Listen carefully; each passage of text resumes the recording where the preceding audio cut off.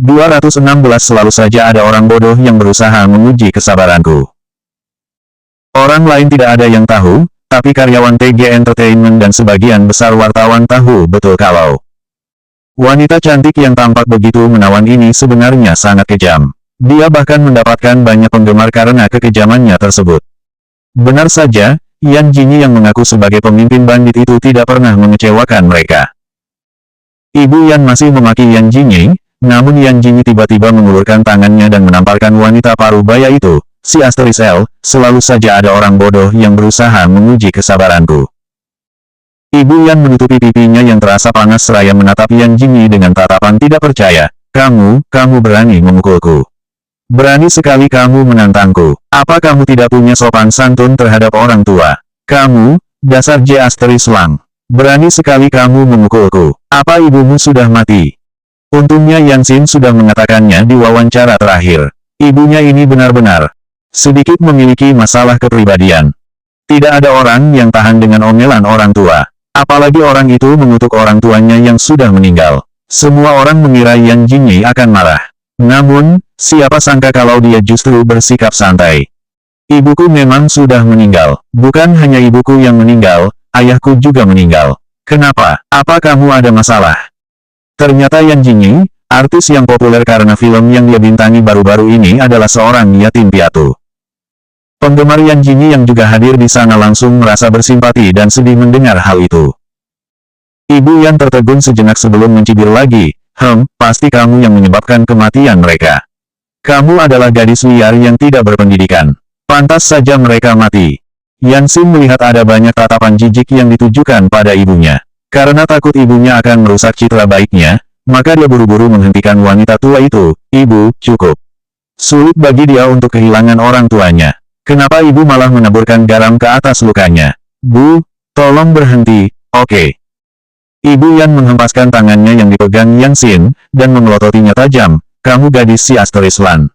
Ibumu telah ditampar oleh J Asteris Lang ini, dan kamu malah membelanya.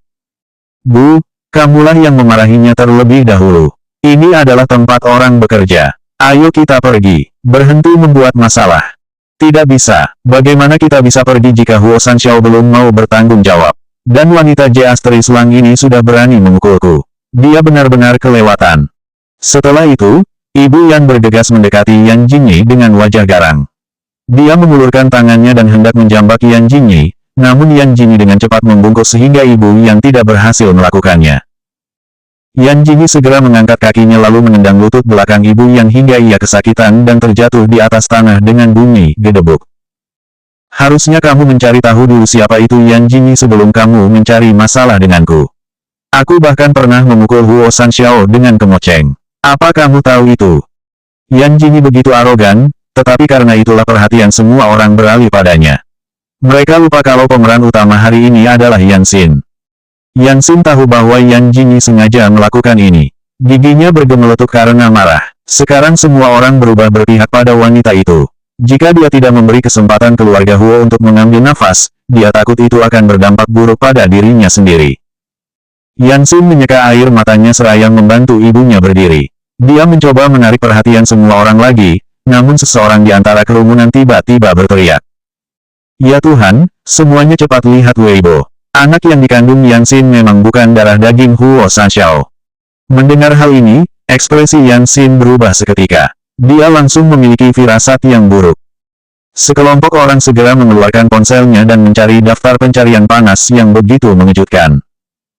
Departemen Humas TG Entertainment telah mengeluarkan pernyataan klarifikasi dan juga mengunggah sebuah video. Video itu adalah video yang dikirim Huo Xichen kepada Qin He. 217 Kasihan Huo Sanxiao yang harus disalahkan. Untuk sesaat, segala jenis tatapan penghinaan dan jijik beralih ke pasangan ibu dan anak yang tersebut. Ya Tuhan, ternyata selama ini hanya tipuannya semata. Kenapa wanita ini tidak bersaing di Oscar saja? Sayang sekali dia tidak menjadi artis. Setelah membuat huru-hara begitu lama, ternyata dia hanyalah seorang pembohong. Jelas-jelas itu anak orang lain, tapi dia malah menjebak Huo Sanxiao. Kasihan sekali Huo Sanxiao yang harus disalahkan. Karena ini aku sampai harus berhenti menjadi penggemar nyonya muda kedua. Yan Xin ini terlalu mengerikan. Benar, Kan, seharusnya kalian sudah bisa melihatnya dari ibunya yang garang itu, wanita ini pasti bukanlah orang baik. Penghinaan demi penghinaan mengalir seperti banjir. Ini membuat wajah Yan Xin menjadi semakin pucat. Dia mencoba untuk tetap tenang, wajahnya sudah dipenuhi oleh air mata. Tidak, video itu tidak menjelaskan apapun. Ini benar-benar anak tuan muda ketiga. Aku hanya dipaksa, tapi aku sudah minum obat waktu itu, aku. Yan Jini berdecak heran, itulah kenapa aku bilang kalau kamu adalah wanita tak tahu malu. Andai aku juga tidak punya malu, aku sudah pasti akan memukulmu. Yan Xin menatap Yan Jini, nyonya, aku tidak ada hubungannya denganmu. Kenapa kamu terus mengincarku? Memangnya video itu bisa membuktikan kalau anak ini bukan darah daging tuan muda ketiga. Aku memang lembut, tapi bukan berarti aku mudah digertak. Si Asteris Lan. Jika bukan karena wanita itu sedang hamil, Jini pasti sudah menamparnya dari tadi. Nona Yan Xin, apakah kamu amnesia? Aku ingat kamu mengatakannya di wawancara kemarin kalau kamu hanya melakukannya dengan Huo Sanxiao. Tapi kenapa tiba-tiba muncul yang lain? Jadi berapa banyak pria yang kamu miliki? Kamu. Diam-diam Yan Xin merasa kesal dan ingin segera menghancurkan video wawancara kemarin. Setelah Yan Jini mengingatkannya, semakin banyak orang pula yang kembali mengingat hal itu. Benar, kemarin kamu mengatakan kalau hanya pernah berhubungan dengan Huo Sanxiao saja. Tapi kenapa ada lagi yang lain sekarang? Aku rasa kamu sudah berbohong. Bagaimana bisa kamu melupakan ucapanmu sendiri? Apa kamu tidak punya malu? Kurasa karena masalah ini kita telah menyalahkan Huo Sanxiao dan berlaku tidak adil padanya. Wanita ini benar-benar bermasalah. Orang-orang seperti ini sangat menjijikkan. Siapapun bisa menjadi target dalam permainan mereka. Mereka hanya tinggal berakting menjadi pemeran utama wanita yang tersakiti saja. Terlepas apakah itu anak Huo Sanxiao atau bukan, dilihat dari perilaku wanita ini, keluarga Huo berhak untuk tidak mengakui anak yang dikandungnya. Akhirnya Huo Zixing merasa sudah bisa meluapkan amarahnya. Aku benar bukan, anak yang ada di kandungannya tidak ada hubungannya sama sekali denganku. Tapi, Yan Xin masih pantang menyerah. Dia tiba-tiba berlutut di tanah seraya menangis keras. Ini semua salahku. Aku takut kalian memandang rendah diriku. Aku takut Sanxiao membenciku. Malam itu aku mendengar Sanxiao merasa tidak nyaman dan ingin pergi berjalan-jalan. Tapi akhirnya aku bertemu dengan seorang pecandu alkohol di dalam lift dan aku diseret paksa masuk ke dalam kamar olehnya. Aku benar-benar tidak bisa menolaknya. Aku tidak bisa menolak sama sekali. Saat mengatakan ini, kedua mata Yan Xin dipenuhi oleh kilat kebencian. Dia benar-benar putus asa saat itu. Satu-satunya kunci yang bisa digunakannya untuk menjerat Sanxiao telah dihancurkan oleh lelaki tua itu. Tapi kemudian, aku dan Sanxiao benar-benar berhubungan. Karena kecelakaan, anak ini benar-benar anak tuan muda ketiga. Yan Xin mengacungkan 3 jarinya seraya melanjutkan, Yan Xin bersumpah demi Tuhan, kalau sampai ada sedikit kebohongan dari ucapanku, maka aku akan mati disambar petir.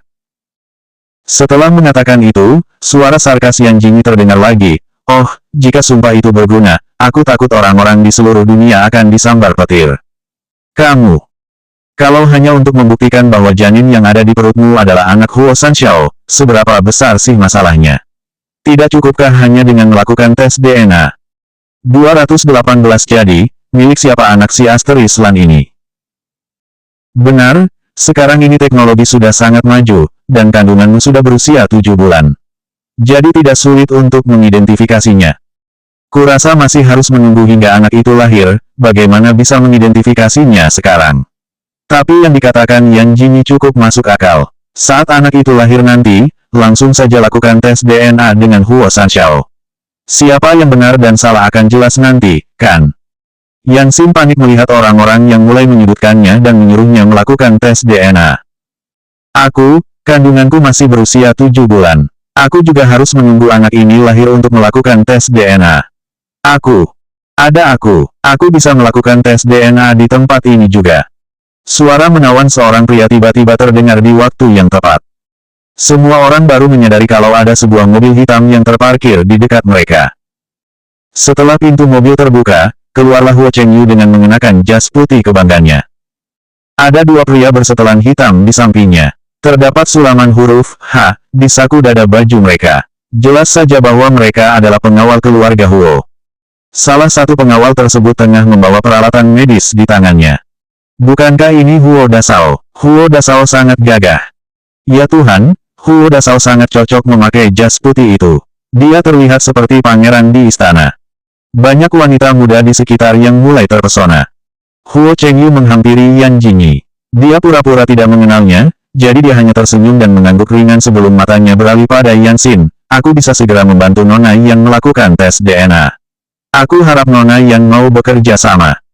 Huo Chengyu sudah seperti sebuah legenda di dunia kedokteran. Jika dia bilang bisa, maka sudah pasti bisa.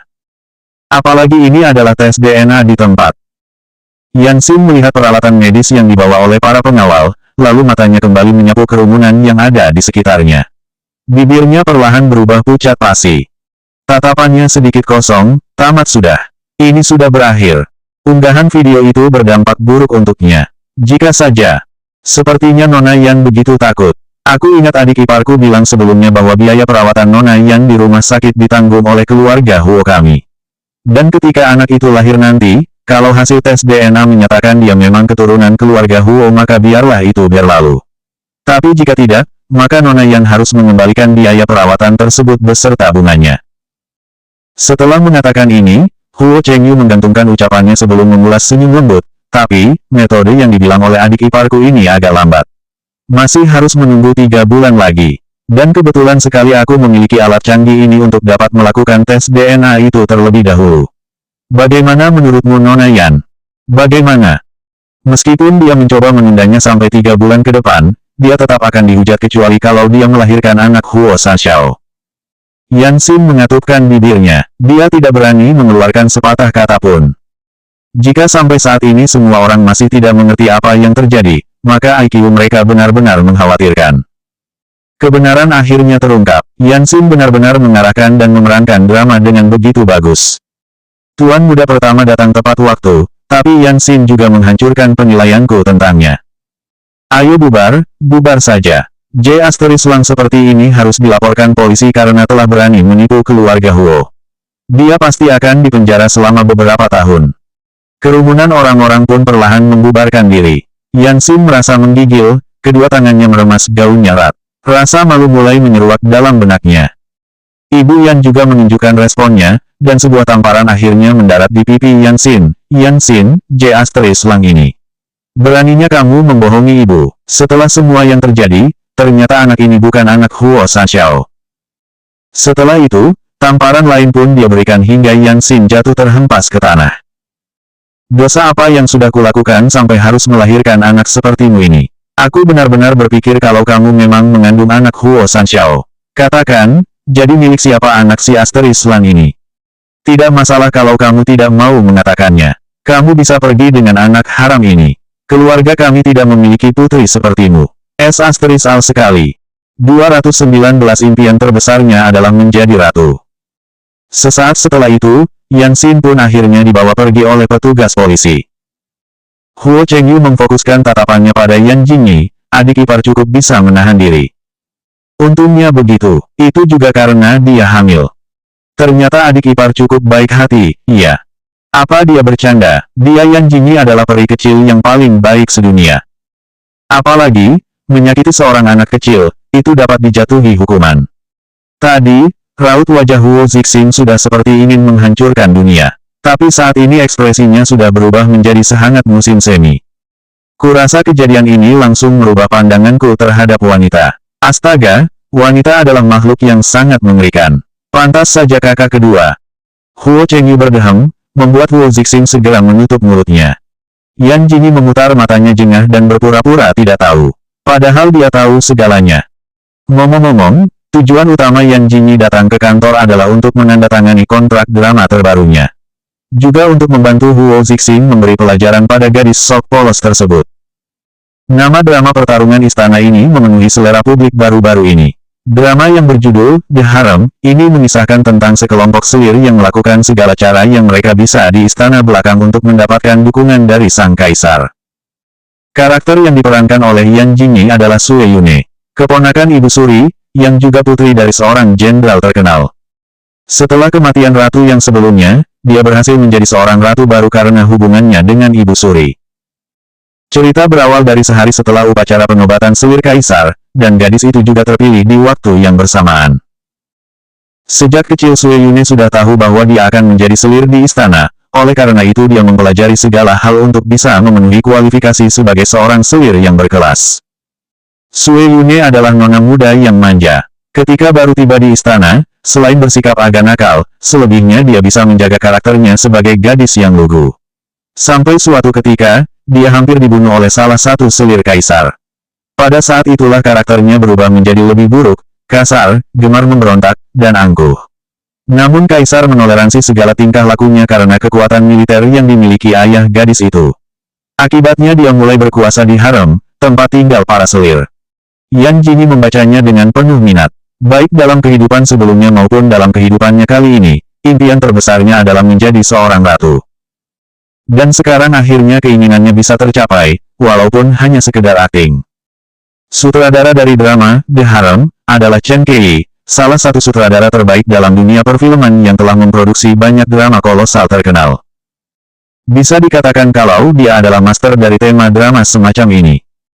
Satu-satunya penyesalannya adalah dia tidak tahu jika telah menandatangani kontrak yang pemeran utamanya adalah Liu Ran, seseorang yang memiliki dendam padanya. Si Asteris Lan. Setelah semua yang terjadi, mereka masih harus bertemu lagi.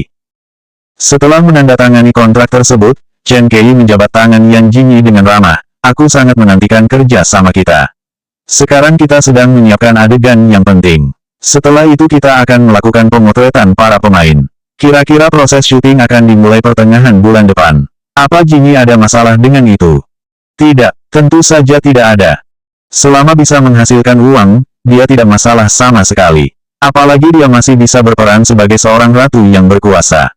Baiklah, tolong titipkan salamku pada Huo Sanxiao. Aku masih memiliki beberapa urusan, aku pergi dulu. Hati-hati sutradara Chen.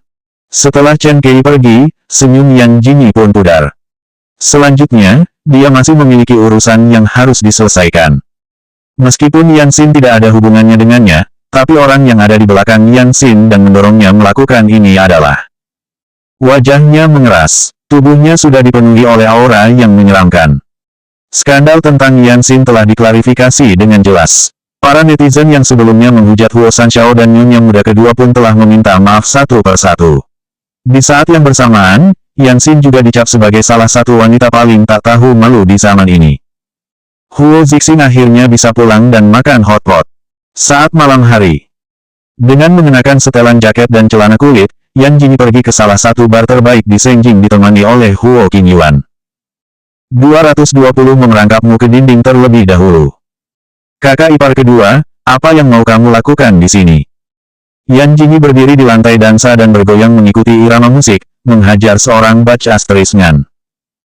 Mata Huo Qingyuan membulat, siapa yang telah memprovokasi kakak ipar kedua hingga membuatnya membalaskan dendamnya sendiri. Huo Qingyuan, di mana temanmu? Dia masih dalam perjalanan. Huo Qingyuan mulai mengikuti Yan Jingyi bergoyang.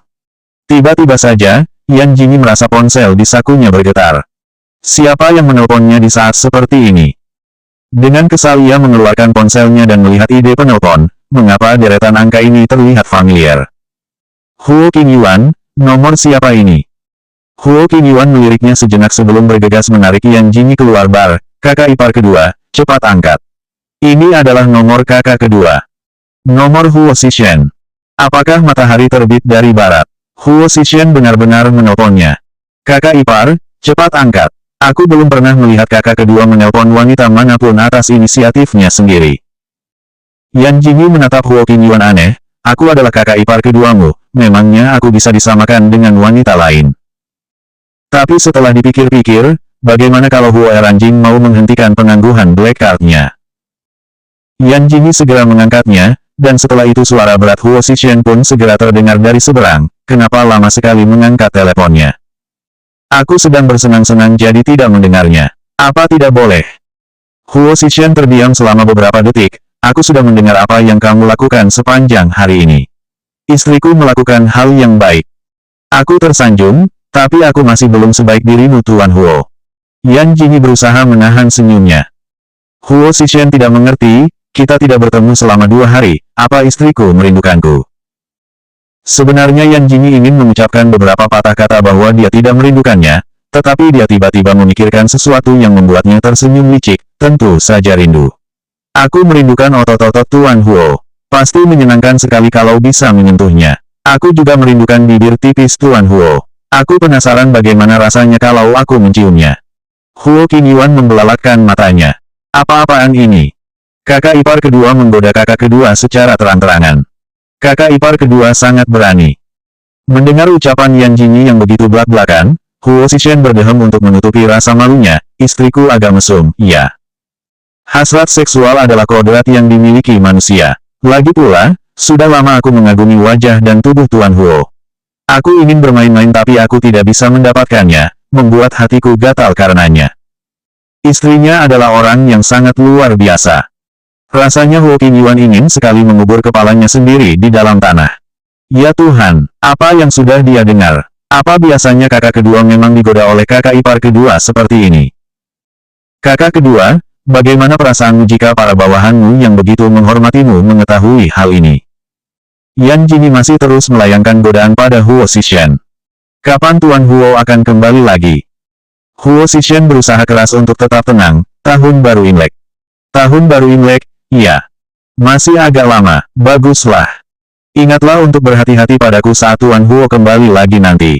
Keinginan utamaku adalah untuk memojokkanmu ke dinding terlebih dahulu sebelum memberimu sebuah ciuman hangat. Huo Qingyuan ingin sekali menangis, tapi air matanya tidak bisa keluar.